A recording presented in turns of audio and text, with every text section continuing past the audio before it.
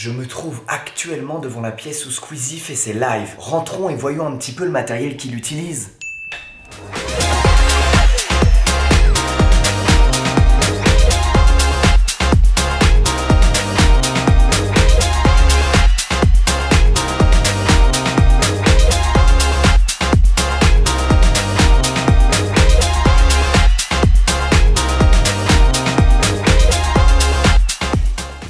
C'est la pire position et le pire angle possible de toute la pièce. Comme ça, c'est peut-être mieux? Non. Alors, je sais que normalement je pars dans tous les sens dans les vidéos setup, mais là je veux aller à l'essentiel, je veux que tout soit bien clair. Je sais pas pourquoi, mais là j'ai envie que ce soit propre le déroulé. Donc je vais vous présenter le matériel catégorie par catégorie. Et on commence tout de suite avec les gros PC de gamers.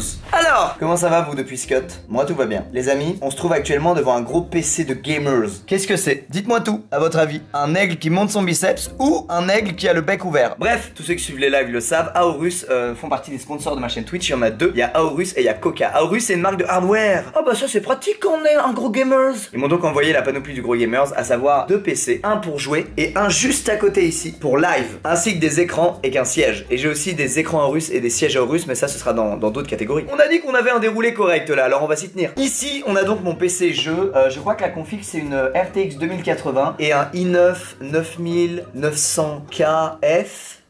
J'ai plus parfaitement en tête la config, mais je crois que c'est ça. En tout cas, c'est en description. Tout est en description. Ça marche bien, ça fait tourner les jeux comme il se doit finalement, c'est-à-dire en ultra. Aorus auront un stand à la Paris Games Week et ils m'ont dit de vous donner l'info. Alors voilà, si vous voulez tester le matos Aorus à la Paris Games Week, n'hésitez pas. Je crois que le stand est très grand en plus. Est-ce que ça vous convainc de dire que le stand est très grand? J'ai tenté Aorus.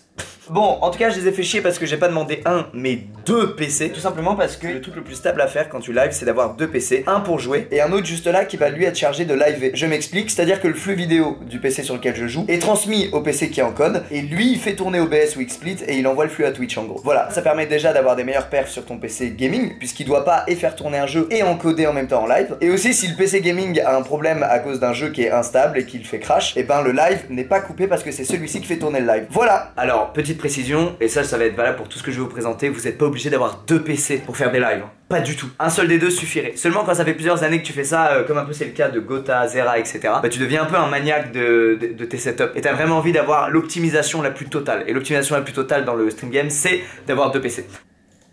Oh pardon, c'est vrai que je faisais une vidéo setup. Passons maintenant aux écrans, il y en a un qui s'est mis en veille mais tout va bien. Ce sont des Aorus AD27QD. Voilà, je crois que c'est ça la ref. De toute façon, encore une fois, si vous avez un doute, toutes les références sont en description. Bah ils montent en 2K 144 Hz, ce qui est agréable. Et ils s'allument. Bah c'est des écrans quoi, ils sont bien mais je sais pas quoi dire. Catégorie suivante, la souris et le clavier. C'est le pire nom de catégorie. Alors c'est du Razer, j'ai plus les refs en tête hein.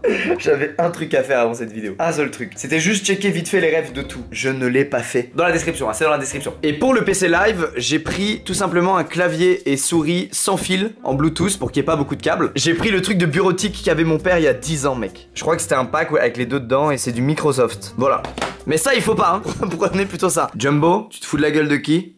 Bah transition, la webcam. Alors, eh bien écoutez, il ne s'agit pas d'une webcam, il s'agit d'une caméra. Alors malheureusement je suis en train de filmer la vidéo setup avec, mais je peux vous dire la référence et on va mettre une photo juste ici. C'est le Sony RX100 et je crois que celui que j'ai c'est le Mark IV. Donc la caméra est posée sur un GorillaPod que j'ai mis juste ici parce qu'il y a en plus cette petite branche là qui dépasse sur laquelle vous pouvez mettre un panneau LED. Mais alors comment on fait pour brancher la caméra sur le PC? Eh bien tout d'abord ici on a un adaptateur mini HDMI vers HDMI femelle, puis ensuite on a un câble HDMI qui lui est relié à ceci. Il s'agit du Elgato Camlink. Il transforme votre câble HDMI en entrée USB et du coup vous pouvez brancher n'importe quelle caméra ou câble HDMI de manière générale à votre PC. Très pratique. Mais encore une fois, si vous n'avez pas envie d'acheter et une caméra et un adaptateur et etc, vous prenez une webcam. Il y a par exemple la Logitech C920 que j'ai au bureau qui marche très bien. Il y a aussi la Logitech Brio et je crois qu'il y a Razer aussi qu'on a sorti une. Bref, il y a beaucoup de webcams maintenant qui ont quand même une image vraiment cool pour le prix. Je recommande vraiment celle de Logitech que j'utilise dans mes vidéos activités manuelles.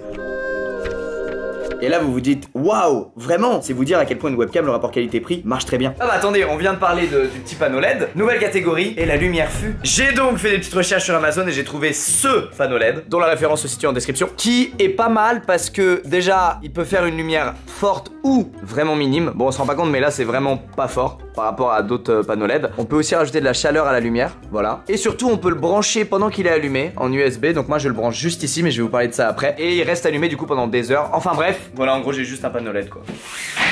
Vous ai-je parlé de mes chaises?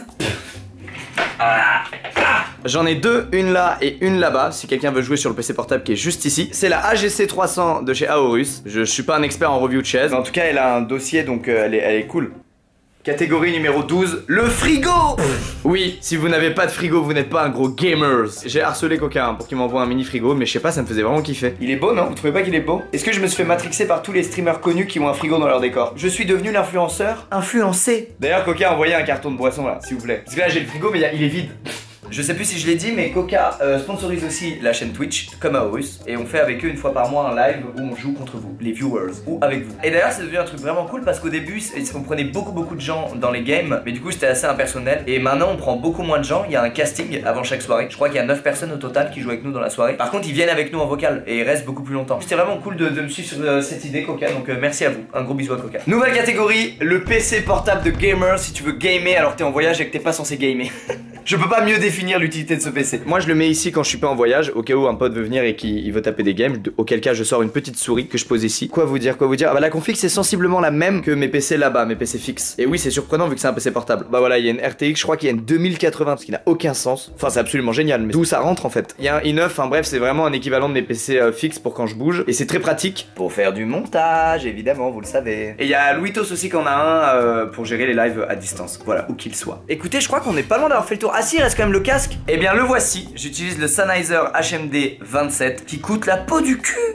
Et comme le micro se branche en XLR, j'ai donc une carte son. Alors la plus répandue est la Scarlett Focusrite 2i2 qui est très cool. Moi j'ai pris la Yamaha AG03 que vous pouvez voir ici parce qu'il y a un bouton juste là qui permet d'ajouter de la reverb sur la voix. Voilà. Et aussi il y a un compresseur intégré donc c'est cool quand vous criez, ça sature pas, c'est bien. Alors j'ai pris ça parce que si jamais il y a des gens chez moi, il y a du bruit, je sais pas. Imaginez il y a une soirée et je pars de la soirée, je me dis vous me saoulez tous, je vais faire un live. Et ben sur mon live on n'entendra pas les bruits de la soirée parce que c'est un micro fait pour le broadcast, donc fait pour les endroits où il y a un bruit ambiant de malade et du coup le micro ne capte pas du tout le bruit ambiant de malade. Mais en réalité vous avez pas besoin de prendre un truc aussi cher et énervé. Vous pouvez très bien vous en sortir par exemple avec ce que j'ai juste là-bas, à savoir le Rode NT1 USB sur lequel on peut brancher un casque. Il est juste là. Moi j'ai pris le DT770 Pro qui est vraiment confort, vraiment cool, qui est fait à la base pour faire du son plus que pour jouer. Mais le problème de ça c'est que si je suis en micro ouvert, on entend mes bruits de souris et mes bruits de clavier. Du coup je me mets en push to talk. Mais sinon le mieux reste de prendre un micro casque classique de chez n'importe quelle marque de gros gamers, que ce soit un Razer Kraken, que ce soit les derniers Logitech G Pro. Bref il y a plein de micro casques qui font vraiment bien le taf maintenant. Et si vous voulez vous lancer dans le live, claquez pas des sommes folles dans du matériel abusé. Ça sert à rien de faire ça dès le début je trouve. Je vous dis pas de prendre des trucs de merde, mais je vous dis de prendre les trucs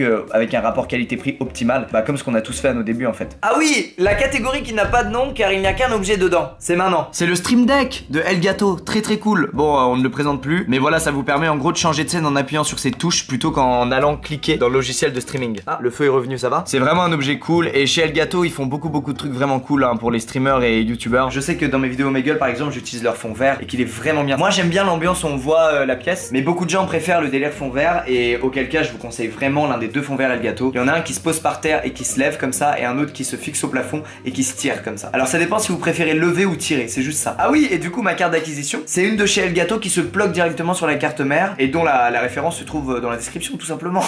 Et là je vais parler de mon truc préféré de tout, un truc qui a vraiment changé ma vie de gamer, je vous jure c'est vrai. C'est le bureau sur lequel on pose tout le matériel qu'on a listé juste avant. Alors c'est le même que j'ai au studio, je tourne les vidéos pour la chaîne YouTube. C'est le Jarvis Bamboo. C'est Gotha qui me l'a recommandé à l'époque, je crois qu'ils l'ont tous, un Gotha Mecha etc. Et franchement il est génial. Pourquoi? Parce que, bon déjà parce qu'il est très quali et que les finitions sont top. Moi je le prends un peu creusé comme ça pour bien s'insérer et pour être en bonne position pour faire des grosses games de gamers. Oh, je suis insupportable. Mais surtout, il y a des options très connes, mais très pratiques, comme par exemple ce crochet aimanté. Ah, j'ai niqué mon casque. Un peu trop aimanté apparemment le crochet. Et dessus tu poses ton casque. Et ça peut vous paraître tout con, mais putain moi mon casque il traînait toujours quelque part par là sur le clavier je sais pas où. Ça, deuxième option incroyable, c'est juste une rallonge que tu plugues à une prise qui est en bas du bureau. Sauf que ça te met à portée de main 2 prises et 2 ports USB. Et ça peut vous paraître con, mais qu'est-ce que c'est bien. Voilà, du coup je branche mon panneau LED sur ce truc là. Et aussi si je veux charger mon téléphone ou brancher un truc en prise, bah j'ai les prises à portée de main. J'ai pas besoin de me mettre à 4 pattes sur mon bureau. Et ça fait plaisir. Aussi vous pouvez régler la hauteur pour avoir la hauteur parfaite pour vous. Ah oui, et aussi voilà, c'est pour ça que c'est trop bien, c'est qu'il y a une option pour prendre des bras articulés pour mettre tes écrans dessus. Vous les voyez juste ici, du coup c'est un double comme ça. Bref, il y a pas de pied, c'est très cool et du coup vous pouvez lever et baisser l'écran à votre souhait. Bon moi là je les ai verrouillés pour plus qu'ils bougent, mais c'est vraiment bien. Voilà, très bon bureau. Encore une fois là on est sur un bureau, vraiment c'est le meilleur des bureaux que vous pouvez avoir. Après je vous dis le matériel que j'ai moi, mais vous n'êtes pas du tout obligé d'avoir ce bureau là pour jouer confortablement. Il y a plein d'autres bureaux qui sont très bien. Là c'est vraiment le luxe du bureau pour gamer, je trouve. Il est vraiment très cool. Voilà. Ah oui, sinon il y a mon décor mais il est pas fini, il est un peu pourri. Vous voyez, il y a pas grand chose pour le moment. Il y a quand même un truc intéressant, c'est le déodorant juste ici. Ah si, il y a la lampe à lave qui est là, que j'adore. Et il y a une petite board symbiose de Nozman, juste là. Et bien voilà, la vidéo setup est terminée, je crois que j'ai tout dit. Alors j'ai pas du tout le meilleur setup du streaming game. Pas du tout. Mais pour moi il est déjà vraiment bien. Je m'en sors très bien, je suis très confort, très cool. Je suis juste un peu deck que mon décor ressemble à rien, mais en vrai je suis en train de travailler dessus, vous en faites pas, ça ira mieux avec le temps. Et ben écoutez, normalement j'ai répondu à la plupart de vos questions. En tout cas le plus important c'est pas de prendre le truc le plus cher et le truc le plus quali, c'est de prendre le truc le plus adapté à vos besoins. Mais même moi j'ai mis beaucoup de temps à trouver le matos qui me convient et qui me plaît, et là je suis sur un truc assez cool et surtout en fait très stable. Genre j'ai vraiment jamais de problème, tout marche la plupart du temps. Quand il y a un problème c'est souvent ça vient de moi, c'est moi qui fais de la merde. Merci d'avoir checké la vidéo, j'espère que ça vous aura aidé dans votre quête du setup parfait. Et puis on se dit à bientôt sur un live du coup. C'est la première fois que je tourne une vidéo pour la chaîne gaming je crois. Genre que ça vient pas d'un live, ou alors je dis de la merde. A bientôt tout le monde, si vous avez des questions posez-les et j'essaierai de répondre à quelques-unes d'entre elles au mieux que je peux. Voilà, bisous, ciao les gens.